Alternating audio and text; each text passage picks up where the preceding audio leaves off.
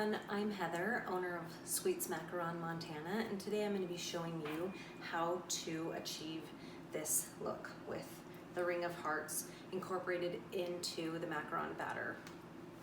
So for starters, I have whipped my meringue and I want to show you what a stiff, good meringue should look like. It's much more dense. When I first started making macarons, everything I read and watched said that as soon as you could flip your bowl upside down and the meringue didn't fall out, that was stiff enough. I have found that to not be the case for me. So you have to whip it pretty stiff. If you don't, you're gonna end up with very, very fragile shells that break. I mean, just even by touching them. So you want a nice stiff meringue to start. So now I'm gonna go ahead and start the macaronage process and incorporate my dry ingredients into my meringue. I always start out by adding half of my dry ingredients into my meringue, and then you're gonna slowly fold.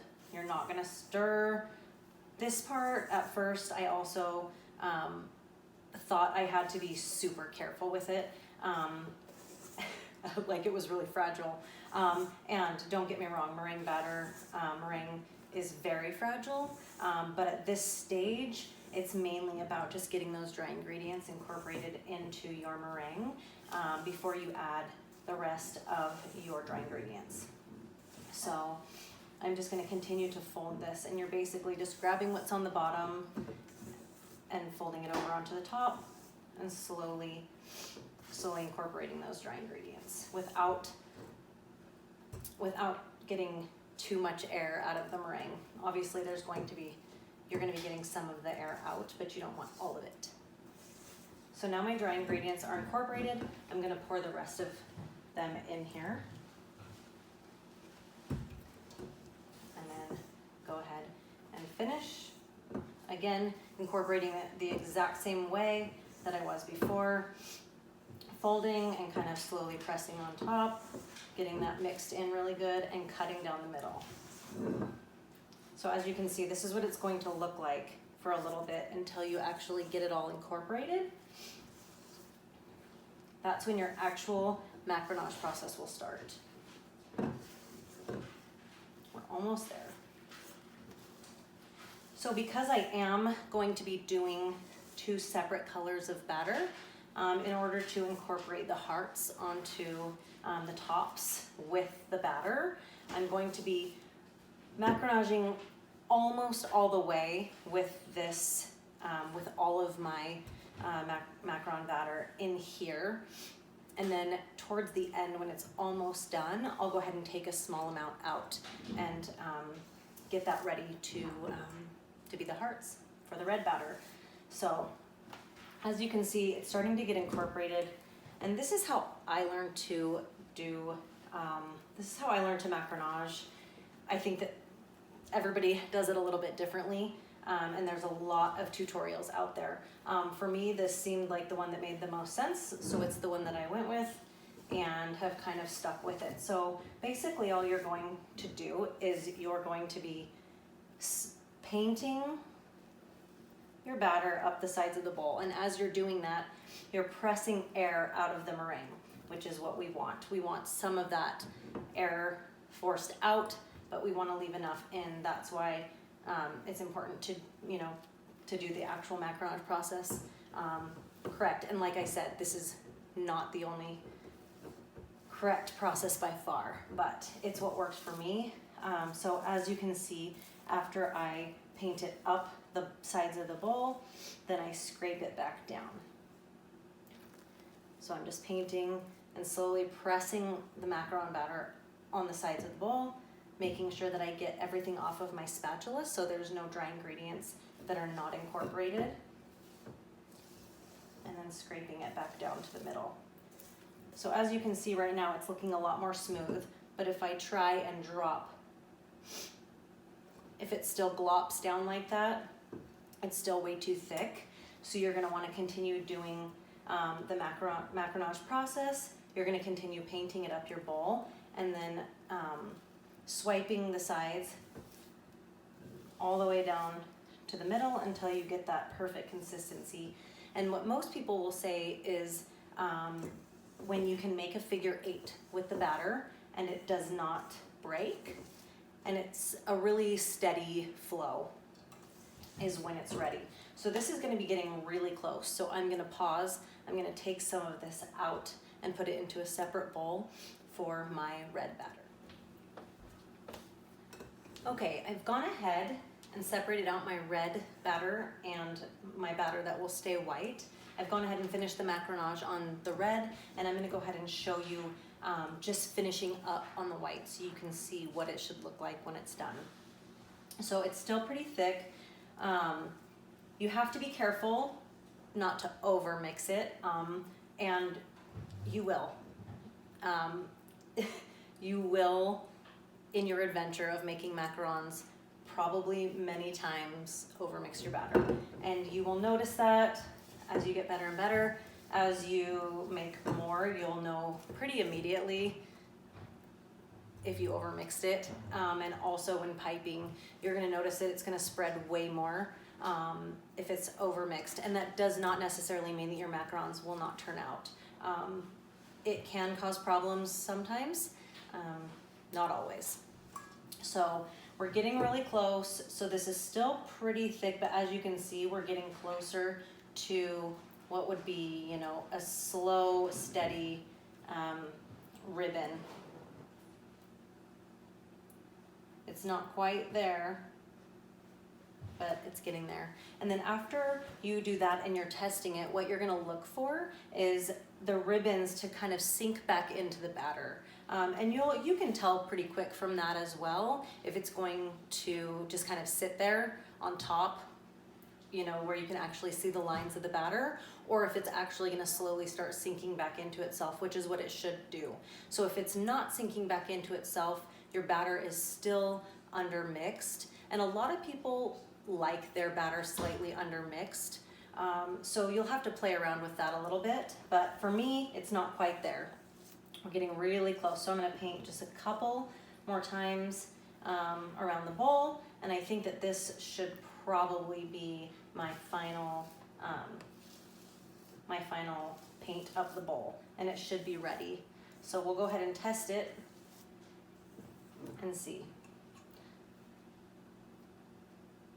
So this is how I like my batter. It doesn't quite get to the figure 8 stage, but I tend to like it just a little bit undermixed. So I'm gonna go ahead and leave that alone. I'm not gonna do anything else because even a few extra folds can overmix your batter.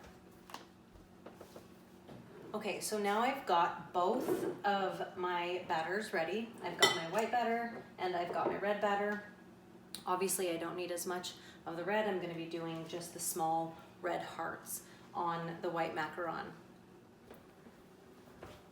Okay, we're gonna go ahead and start out by piping our regular macs. I'm actually going to go ahead and show you on jumbo macs because it's going to be much easier to see, and to be honest with you, much easier even to practice on. Not a bad idea. So we're going to pipe straight up and down, and I'm not going to go directly to the next circle obviously because they will spread a little bit, and I have had problems in the past with them connecting and then they're not as beautiful. So we're gonna just separate them. It does take up obviously more space and more mats, but not a big deal. Now at this point, you're gonna go ahead and drop your pan. Obviously I'm going to do that not on my stovetop, on my countertop, and I'm gonna go ahead and pause the video so you do not have to listen to it. Okay, so I've gone ahead and zoomed in quite a bit so you can see. So after I've dropped my tray, I'm still going to have some remaining air bubbles. So all you're gonna do is you're gonna go and you're just gonna pop them with a toothpick, and then go ahead kind of and fill them in, and then you won't have any holes or air bubbles in your macs. Mine usually have a few that I missed, which honestly is no biggie. I'm sure that probably most of them do, as it's almost impossible to get out all of the air bubbles. I just like to get out the really big ones that cause a big hollow in there. Okay, so after that, we are gonna go ahead and get our red batter. And we are just going to drop small circles in, small dots in a circle on each one. Honestly, totally up to you how many you choose to do.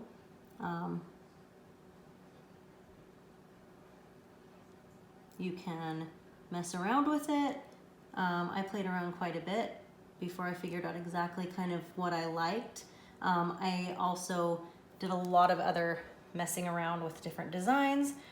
It's a lot of fun, and it actually can do a lot to your macarons without having to add a lot of extra sprinkles or chocolate drizzles or anything else to them.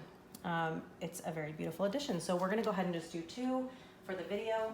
After I do the red dots, I'm gonna let it settle for a minute, and then I will go ahead and drop my tray 1 or 2 more times. Now all we're gonna do is we're gonna start in the white, and we are going to slowly drag our toothpick through the dots. Now, if you are a perfectionist, this might not be the best design for you. As you can tell, your hearts are not going to be perfect, but I love the way they look. I think it's super simple, not perfect. These are not mass produced. Obviously they are handmade, so they are not going to be perfect. I learned that the best way to do it is to you're not gonna wanna put a lot of pressure down onto it while you're dragging your toothpick. You're gonna wanna put just very gentle pressure to allow it to go through just that top layer of macaron batter and back through. So it's really very simple. I've seen this done dragging all kinds of royal icing for different cookies and cakes, and thought, why the heck not try it on macarons? And it worked. Okay, there you have it. These ones are almost ready. They've got a skin, so you should be able to touch them when they're ready. And nothing should come off on your finger when you do. So I'm touching, I can tell that they are dry. They do have a skin, but I like to let them develop a nice thick skin before I put them in the oven. It helps my feet develop, and it helps, I think, just all around for me in my area. I know some people make them without resting them at all. Some people have to rest them a lot longer, typically in more humid climates. But I've gone ahead and just piped a heart on these ones. These had already started to get their skin, the white. So after that happens, you're not gonna want to do anything else.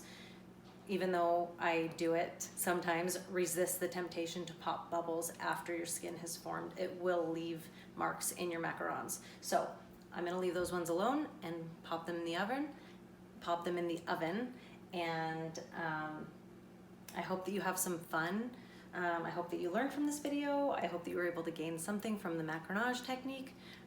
There's lots of videos out there. So have fun and best of luck.